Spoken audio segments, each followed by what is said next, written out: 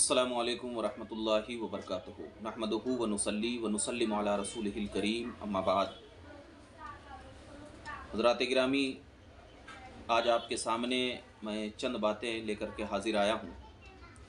वो ये कि मैयत को ईसाल सवाब जो है वो पहुँचता है या नहीं पहुँचता।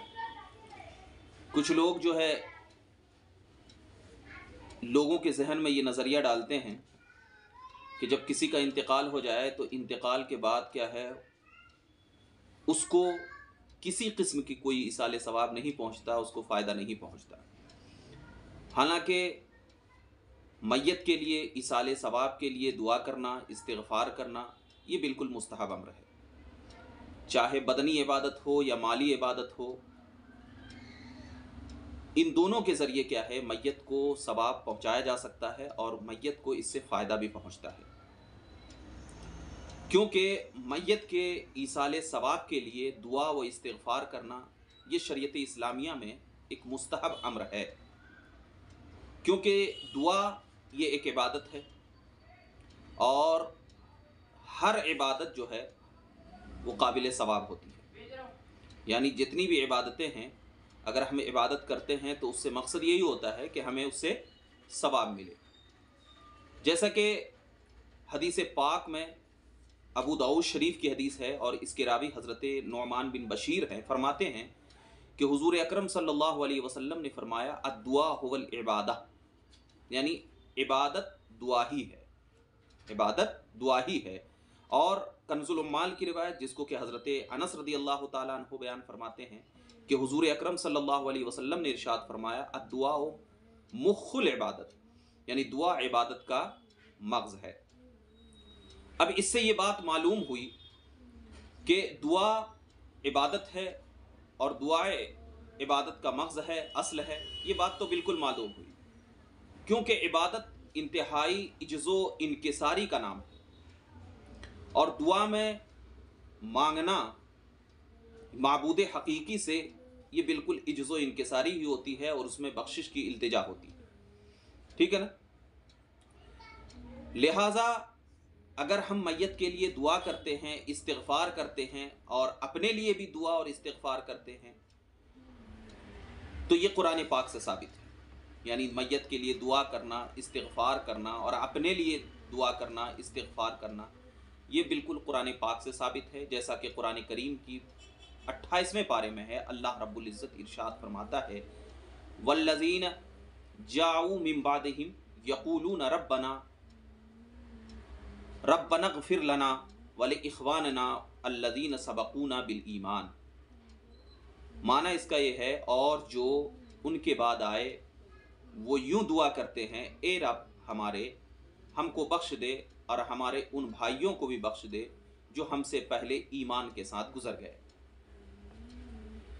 इस आयत में आप ज़रा गौर करेंगे तो इसमें ये बात बिल्कुल वाज़े तौर पर मालूम होगी कि अपने लिए इस्तिग़फ़ार और अपने मुसलमान भाई और बहनों के लिए दुआ व इस्तिग़फ़ार का सबूत है।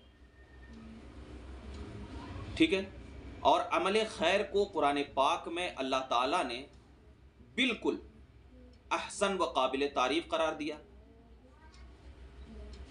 और इस आयत करीमा पर अमल तभी वाजिब हो सकता है, तभी अमल हो सकता है कि आने वाले मुसलमान अपने लिए और दूसरे मुसलमानों के लिए दुआए खैर करें।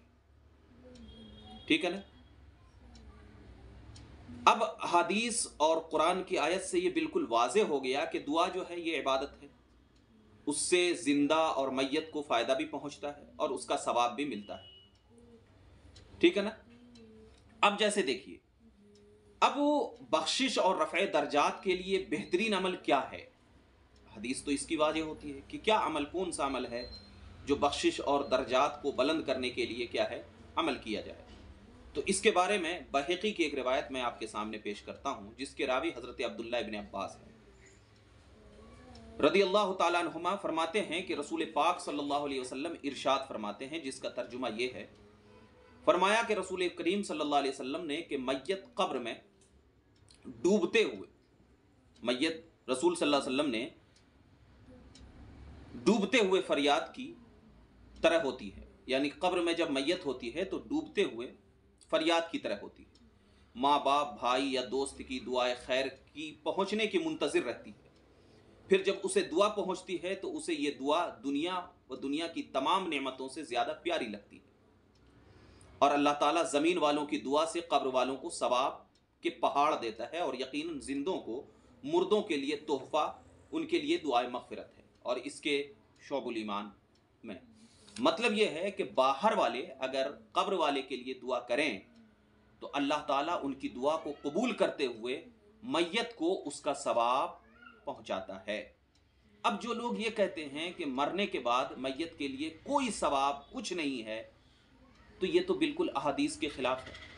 اب جہاں پر ہاں، مگر اس کا یہ مطلب نہیں ہے کہ میت نے جو کام کیا ہے دنیا میں تو اس کا ثواب اس کو ملے گا، اس میں کوئی گھٹوتی نہیں ہوگی، لیکن یہ کہاں ہے کہ انتقال کے بعد اگر کوئی میت کے لیے دعا کرے، استغفار کرے تو اس کو نہیں پہنچتا ہے؟ یہ اس سے کہاں ثابت ہوتا ہے؟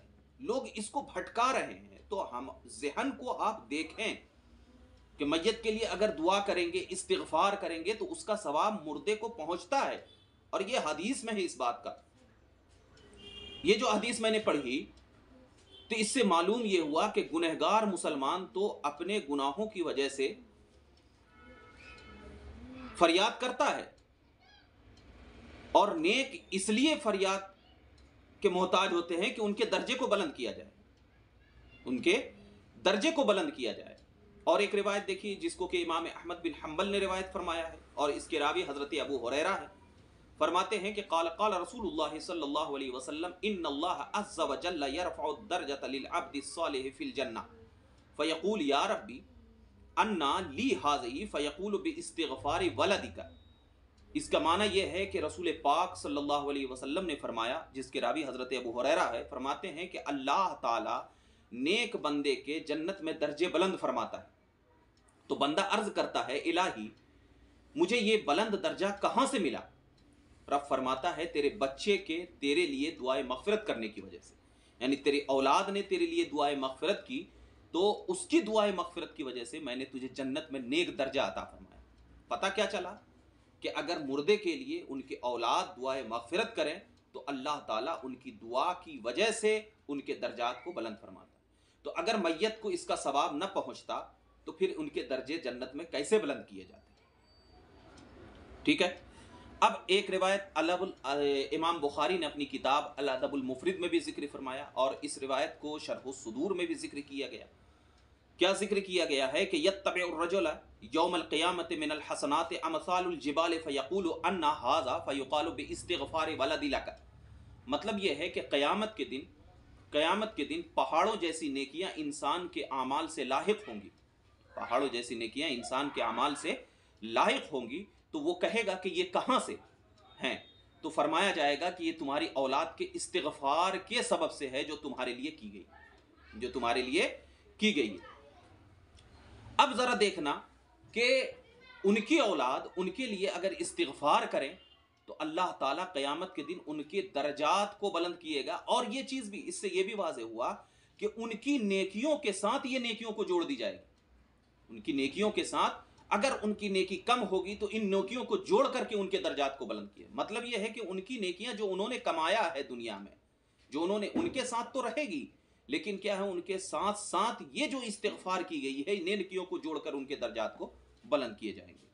اور ایک روایت امام احمد بن حنبل کی ہے جس کے راوی حضرت ابو ہریرہ ہیں، فرماتے ہیں کہ رسول پاک صلی اللہ علیہ وسلم نے ارشاد فرمایا کہ جنت میں ایک شخص کا درجہ اتنا بلند ہوگا کہ بلند فرماتا ہے، اور اللہ تعالیٰ بھی درجات کو بلند فرماتا ہے۔ فیقول یا ربی انا لی ھذہ فیقول باستغفار ولد لک۔ مجھے یہ درجے کہاں سے ملے؟ تو فرمایا جائے گا تو تمہارے یہ اولاد کے استغفار کی وجہ سے کیا ہے یہ درجات ملے۔ معلوم ہوا، یعنی ان روایتوں سے یہ بات بالکل واضح ہوئی کہ دعا و استغفار سے زندوں اور مردوں کو بھی فائدہ پہنچتا ہے، اور جو ثواب بھی بھیجا جاتا ہے وہ ثواب بھی مل جاتا ہے۔ اور دعا یہ استغفار یہ کیا ہے؟ بدنی عبادت ہے۔ دعا اور استغفار یہ کیا ہے؟ بدنی عبادت ہے، تو لہٰذا بدنی عبادت کے ذریعے بھی کیا ہے؟ ثواب پہنچا جاتا ہے۔ اب یہ بات جو ہم نے آپ کے سامنے ذکر کی ہے کہ یہ بدنی عبادت ہے، اس کے اور ایک روایت میں آپ کو ذکر کر دوں تاکہ آپ کو معلوم ہو جائے کہ یہ بات بالکل واضح ہے۔ شرح الصدور کی روایت ہے، حضرت انس بن مالک رضی اللہ تعالیٰ عنہ روایت ہے کہ نبی کریم صلی اللہ علیہ وسلم نے فرمایا، امتی امت مرحومت تدخل قبورها بذنوبها وتخرج من قبورها لا ذنوب عليها تمحص عنها باستغفار المؤمنین۔ فرماتے اس کا مطلب یہ ہے کہ میری امت مرحومہ ہے، قبروں میں گناہوں کے ساتھ داخل ہوں گی، اور جب قبروں سے نکلے گی اس پر کوئی گناہ نہیں ہوگا۔ اللہ تعالیٰ مومنوں کے استغفار کی وجہ سے اس کے گناہوں سے پاک و صاف کر دے گا، پاک و صاف کر دے گا۔ معلوم ہوا کہ زندوں کی دعائیں وہ سے گنہگار مسلمانوں کی بخشش ہو جاتی ہے۔ ایک شخص نے حضور اکرم صلی اللہ علیہ وسلم کی خدمت میں مبارکہ میں حاضر ہو کر عرض کیا، یا رسول اللہ تعالیٰ، یا رسول اللہ صلی اللہ علیہ وسلم، میں اپنے والدین کے ساتھ جب وہ زندہ تھے نیک سلوک کرتا رہا، اب جب کہ ان کی وفات ہو گئی ہے اس کے بعد ان کے ساتھ بھلائی کر سکتا ہوں؟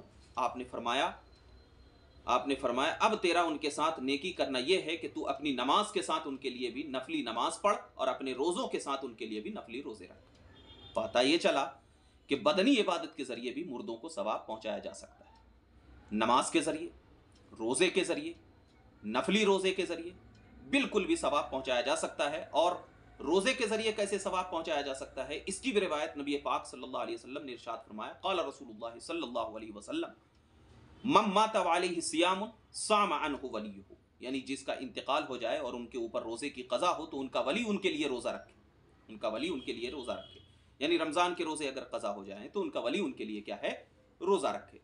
اور اگر روزے قضا نہ ہو تو اس روزے کو رکھ کر کے اس روزے کا ثواب کیا ہے ان تک پہنچائے، تاکہ کیا ہے اللہ تعالیٰ اس ثواب کے ذریعے بھی کیا ہے ان کو ثواب عطا فرمائے۔ اس کے بعد بخاری شریف کی حدیث پاک ہے، میرے آقا صلی اللہ علیہ وسلم ارشاد فرماتے ہیں، اور اس کے حضرت ابن عباس رضی اللہ تعالیٰ عنہما سے روایت ہے کہ قبیلہ خشعم کی ایک عورت نے عرض کیا، یا رسول اللہ صلی اللہ علیہ وسلم، اللہ کے فریضہ نے جو حج کے متعلق بندوں پر ہے، میرے باپ کو بہت بڑھاپے میں پایا ہے جو سواری پر بیٹھ نہیں سکتا، افا حج عنہ قال نعم وذالک فی حجۃ الوداع، تو کیا میں اس کی طرف سے حج کروں؟ ہاں، یہ واقعہ حجۃ الوداع میں ہے۔ تو مطلب یہ ہے کہ کنی کی طرف سے کن کی بھی طرف سے حج کر سکتے ہیں، حج کر سکتے ہیں، اور یہ حج جو ہے جائز ہے، حج جو ہے جائز ہے۔ اس کے بعد ایک روایت اور میں آپ کے سامنے ذکر کر دوں، ایک روایت اور کہ شرح صدور کی روایت ہے، اور اس کے بعد زید ابن ارقم کی روایت ہے، ارقم نے روایت فرمایا ہے کہ من حج عن ابویہ ولم یحاجج عنہما وبشرت ارواحہما فی السماء وکتب عند اللہ برا، مطلب یہ ہے کہ جو شخص اپنے والدین کی طرف سے حج کرے جنہوں نے حج نہ کیا ہو تو یہ حج ان کی طرف سے ہوگا اور ان کے ارواح کو آسمانوں میں بشارت دی جائے گی، اور یہ شخص حج کرنے والا اللہ کے نزدیک فرما بردار لکھا جائے گا۔ اب میں نے یہاں پر جو چند باتیں آپ کو ذکر کی ہے، یہ آپ ان سے یہ بات بالکل واضح طور پر ذہن میں رکھ لیں کہ میت کو بدنی عبادت کے ذریعے ثواب پہنچایا جا سکتا ہے۔ اب جو لوگ اس قسم کی جو باتیں کرتے ہیں کہ مرنے کے بعد ان کا جو اعمال ہے بس ان کے سپرد ہے، ان کو کوئی ثواب نہیں پہنچتا، وہ مکھی بھی نہیں اڑا سکتے، فلاں نہیں کر سکتے، ڈھکان، طرح طرح کی باتیں کرتے، تو کیا میں نے جو احادیث آپ کے سامنے ذکر کی ہے، تو اللہ کے نبی صلی اللہ علیہ وسلم نے جو اس احادیث کو ذکر کیا ہے، قرآن کی آیت جو ذکر کی گئی ہے، اس سے تو یہ بات بالکل واضح ہو رہی ہے کہ مردے کو ثواب پہنچتا ہے، نماز کے ذریعے ہو، حج کے ذریعے ہو، روزے کے ذریعے ہو، دعا کے ذریعے ہو، استغفار کے ذریعے ہو، یہ ثواب پہنچتا ہے۔ ابھی میں نے قرآن کے ذریعے کا ثواب کا ذکر نہیں کیا، انشاءاللہ دوسری ویڈیو میں قرآن کے ذریعے کیسے ثواب پہنچتا ہے وہ ذکر کروں گا، لیکن یہ جو آپ کے سامنے ہے، تو جو میں مسلمان لوگوں کے بہکاووں میں نہ آئے، ان لوگوں کے جو قرآن کو مس یوز کر کے لوگوں پر کیا ہے تھوپ رہے، آپ اس قسم سے گفتگو کریں جو قرآن اور احادیث کے مطابق ہو۔ اور قرآن اور تمام اہل سنت کا نظریہ یہ ہے کہ آپ اپنے والدین کے لیے ہو، مسلمان کے لیے ہو، اور دیگر اپنے اہل و عیال کے لیے ہو اور جو بھی مسلمان ہو ان کے لیے استغفار کریں، دعا کریں، نماز پڑھ کر کے اس کا ثواب ان تک پہنچائیں، روزہ رکھ کر کے ان کا ثواب ان تک پہنچائیں، تاکہ وہ ثواب کی وجہ سے وہ تمہیں خوش ہو، اور کیا ہے، تمہیں بھی جب تمہارا بھی انتقال ہو جائے تو یہ طریقہ رہے کہ تمہارے بھی اولاد جو ہے تمہارے لیے ایصال ثواب کریں۔ السلام علیکم۔